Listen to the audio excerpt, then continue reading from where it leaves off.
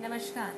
आज मैं हार्दिक जो कि तीसरी कक्षा का बच्चा है, उसको दो का पहाड़ा सिखा रही हूँ। और दो का पहाड़ा आपको पता ही है कि इसको टू का टेबल भी कहा जाता है, लेकिन हमारे सरकारी स्कूलों में दो का पहाड़ा कहा जाता है। तो ये रहा दो। दो का अर्थ क्या होता है? दो दो चीजें, ठीक है। यानी कि दो पेंसिल कह सकते हैं हम, ठीक है। दो का क्या अर्थ है? दो किसके बराबर है? दो पेंसिल्स के बराबर है, ठीक है। ये तो हो गई रियल चीजें, ठीक है। इसी तरह से अगर मैं पिक्टोरियल उस पे जाऊं तो दो का क्या मतलब है? ये दो का बराबर में दो फूल, ठीक है। अब इसी प्रोसीजर में मैं बच्चे को दो का पहाड़ा सिखाऊंगी। दो का पहाड़ा मैं इसलिए इस तरह से सिखा रही हूँ ताकि बच्चे के जो दिमाग में एक मैपिंग बने कि जो दो का पहाड़ा है उसमें दो चीजें हैं, दो चीजों का समूह है जो कि बार बार बढ़ रहा है, ठीक है। तो हम शुरू करते हैं। हमारा फर्स्ट स्टेप हरदम ये होता है कि हम रियल टू अब्स्ट्रैक्ट जाते हैं। प्रिंसिपल है हमारा टीचिंग का कि जब भी हम पढ़ाते हैं, हम जो हमारी जो रियल में मूर्त चीजें होती हैं वहां से शुरू करते हैं, ताकि बच्चे का जो कंसेप्ट है जिनको वो यूज कर रहा है वहीं से वो शुरू करे सीखना, ठीक है। वो आसान रहता है बच्चे के लिए सीखना, ठीक है जी।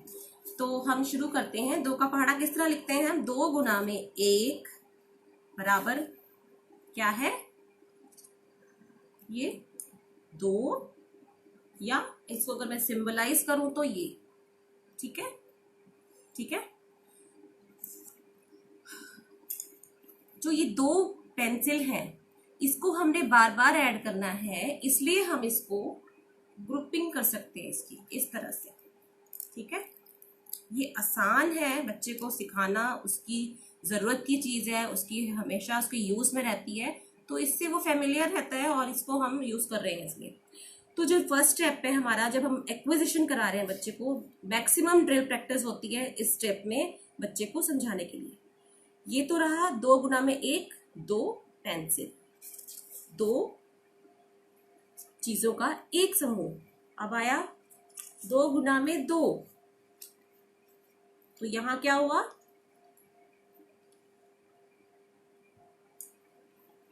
कितनी हो गई ये पेंसिल्स? ग्रुप समूह कितने हैं? दो, एक दो, और पेंसिल्स कितनी है? एक दो तीन चार। तो हमारा क्या आएगा आंसर या उत्तर? यहां पर चार आएगा, ठीक है। इसी तरह से यदि मैं यहां पर तीन करती हूं गुना में दो के, देखिए इस तरह से, तो बच्चे को आपने ये हटानी नहीं है, यही समझाना है कि बच्चे, अभी जब दो था तो यहाँ पे चार थी ना, ये दो ग्रुपिंग थी तो चार पेंसिल थी। अब इसमें हमने, इसका मतलब है दो और ऐड कर दी, दो और जमा कर दी, तो कितने समूह हुए? एक दो तीन, और पेंसिल कितनी हो गई? एक दो तीन चार पांच छ। तो हमारा उत्तर क्या आएगा? छ, ठीक है। बच्चे के माइंड में मैपिंग सही होनी चाहिए कि मैं छह, जो दो में मैं तीन गुना कर रहा हूं, इसका अर्थ क्या है? उसका अर्थ है छह चीजें, ठीक है। गुना का अर्थ होता है कि योग का बढ़ना, इंक्रीज होना। जैसे जैसे यहाँ पर हम गुना में चीजें बढ़ाएंगे, नंबर बढ़ाएंगे, उसका जो योग है वो भी बढ़ेगा, बढ़ते क्रम में चलेगा ये नीचे तक, ठीक है। इसी प्रकार अब तीन को हटाते हैं, हम आए चार पे। तो हमने एक ग्रुप और ऐड करना है। ये देखिए ग्रुप कितने हो गए? चार, एक दो तीन चार। पेंसिल्स कितनी है इसमें? एक दो तीन चार पांच छ सात आठ। तो हमारा जो उत्तर क्या आएगा? आठ, ठीक है, आठ आ गया। इसी तरह से अब हम पांच पे जाते हैं। पांच, 5 में कितने हो जाएंगे ग्रुप में हमारे? एक ग्रुप और ऐड कर देंगे हम इसमें, तो कितने हो गए ग्रुप हुए हमारे? 1 2 3 4 5। और हमारा इसका उत्तर क्या बनता है? 1 2 3 4 5 6 7 8 9 10, यानी कि 2 गुना में 5 बराबर है 10।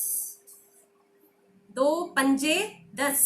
बच्चे को इस तरह से बताना है, 2 5 10, 2 पंजे 10।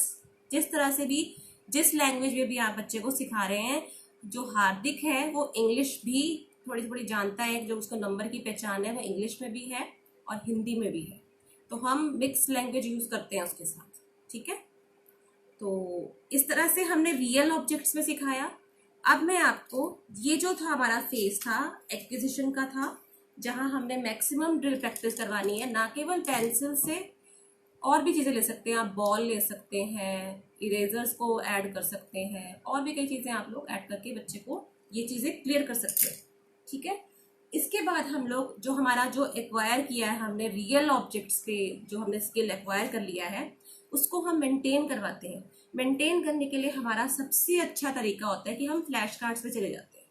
ठीक है, अब मैंने जो ये फ्लैश कार्ड्स तैयार किए हैं, देखें आप, मैंने जो ग्रुपिंग की है वो 2 फूल बनाए हैं मैंने। ठीक है, यहाँ मैंने ग्रुप में एक बनाए, सिर्फ सिंपल 2 फूल बना दिए हैं, और बच्चा वहाँ ऐड कर करके उसके माइंड में एक इमेज फॉर्म हो चुकी होती है रियल ऑब्जेक्ट्स के साथ। तो बच्चा, जब हम बच्चे को बोलेंगे कि 2 गुना में 1 रखो, तो बच्चा आसानी से रखता है।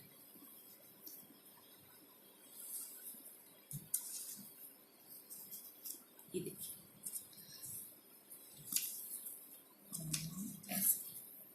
ठीक है, तो यहाँ क्या मतलब है, मतलब हम रियल ऑब्जेक्ट से उसको धीरे धीरे नोटबुक पे लाना चाहते हैं। तो नोटबुक पे सीधे नहीं लेके आ रहे हैं हम, फ्लुएंसी और मेंटेनेंस के लिए स्किल की हमने उसको पहले फ्लैश कार्ड्स में ले लिया, ताकि उसकी मैक्सिमम प्रैक्टिसेस हो जाए, बच्चे का जो कंसेप्ट है वो एकदम क्लियर हो जाए कि 2 गुना में 1, 2 1 कम 2 कैसे होता है, उसमें 2 चीजें होती हैं।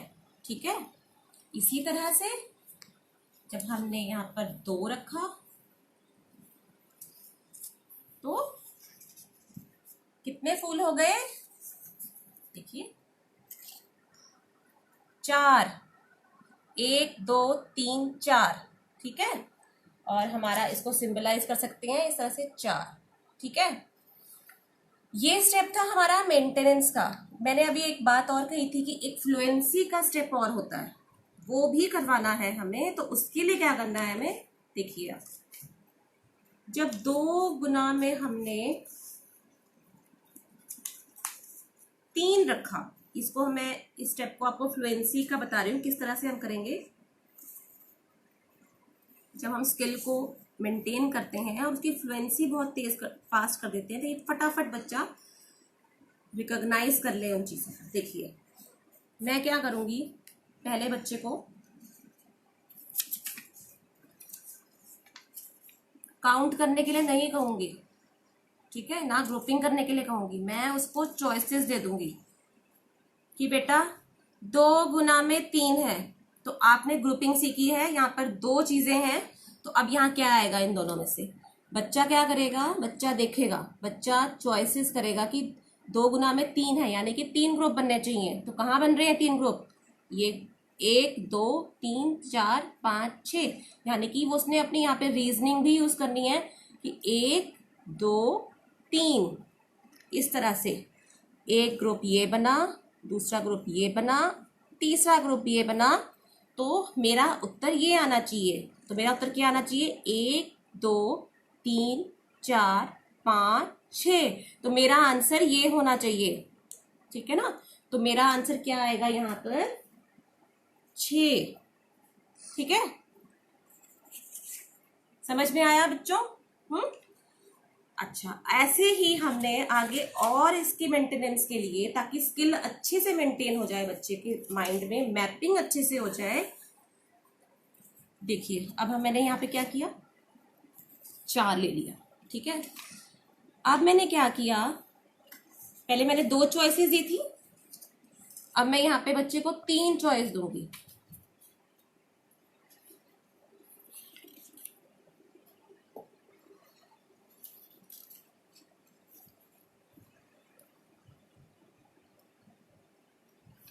एक ही, ठीक है।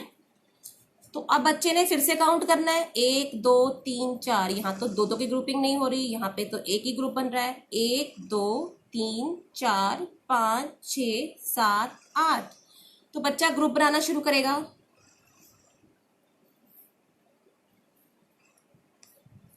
या इस तरह से भी कर सकते हैं आप। ये पहला ग्रुप बन गया, ये दूसरा ग्रुप बन गया, इसमें तो एक ही ग्रुप बना। इसमें कितने ग्रुप बने हमारे? 1 2 3, ये 4।